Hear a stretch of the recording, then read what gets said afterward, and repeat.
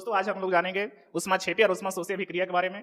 तो जैसे आप लोगों ने कभी भी अगर लकड़ी को जलाया होगा तो उसमें क्या होता है, गर्मी निकलता है। या फिर हमने पिछले वीडियो में जाना है कि जब प्रकाश संश्लेषण की क्रिया होती है तो पेड़ पौधों को सूर्य की रोशनी की आवश्यकता होती है। तो ऐसा क्यों होता है? तो इन्हीं टॉपिक के बारे में आज हम लोग पढ़ने वाले हैं। और उस टॉपिक का नाम है ऊष्माक्षेपी और ऊष्माशोषी।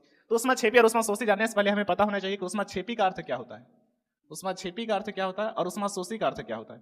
अगर जो आप इसे समझ गए तो अपने से भी डिफिनेशन लिख सकते हैं और आपको आसानी से याद भी हो जाएगा। तो देखिए ऊष्माक्षेपी, छेपी का मतलब आपको जैसे याद रखना है, रिलेट कर लेना है कि उत्पन्न होना। छेपी का मतलब उत्पन्न होना या फिर तो उत्सर्जन होना। उत्सर्जन का मतलब होता है निकलना, यानी कि वैसी रासायनिक अभिक्रिया जिसमें ऊष्मा, ऊष्मा का मतलब क्या होता है सर? तो ऊष्मा का मतलब होता है ऊर्जा या गर्मी, ऊर्जा या गर्मी। जैसे हम लोग जब लकड़ी को जलाते हैं तो उससे क्या निकलता है? गर्मी निकलता है, तो उसी को बोलते हैं ऊष्मा। तो यानी कि वैसी रासायनिक अभिक्रिया जिसमें ऊष्मा उत्पन्न होती है या फिर ऊष्मा का उत्सर्जन होता है, उसे क्या कहते हैं? तो उसे कहते हैं ऊष्माक्षेपी अभिक्रिया। जैसे हम लोग जब चाय बनाते हैं तो उसमें क्या होता है? गैस को जलाते हैं, तो गैस को जलाते हैं तो क्या होता है? वहां से गर्मी बाहर निकलता है, यानी कि ऊष्मा बाहर निकलता है। तो वो भी अभी उसका वो भी जो है किसका उदाहरण हो जाएगा? वो भी हो जाएगा ऊष्माक्षेपी अभिक्रिया का।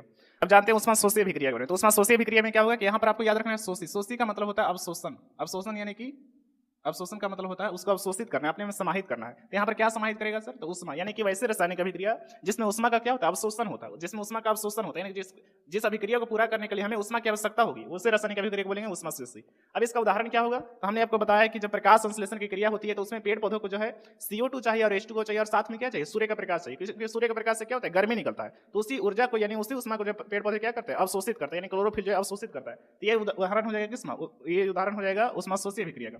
अब इस पर को हम डिटेल से जानते हैं। जैसे देखिए ऊष्माक्षेपी अभिक्रिया क्या है, तो लिखेंगे हम लोग वैसी रासायनिक अभिक्रिया जिसमें ऊष्मा का उत्सर्जन होता है। बस इतना ही लिखना है कि वैसी रासायनिक अभिक्रिया जिसमें ऊष्मा का उत्सर्जन होता है उसे क्या कहते हैं? ऊष्माशोषी, ऊष्माक्षेपी अभिक्रिया कहते हैं।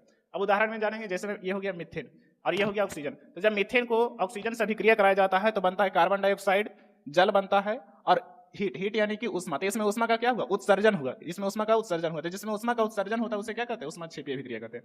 दूसरा उदाहरण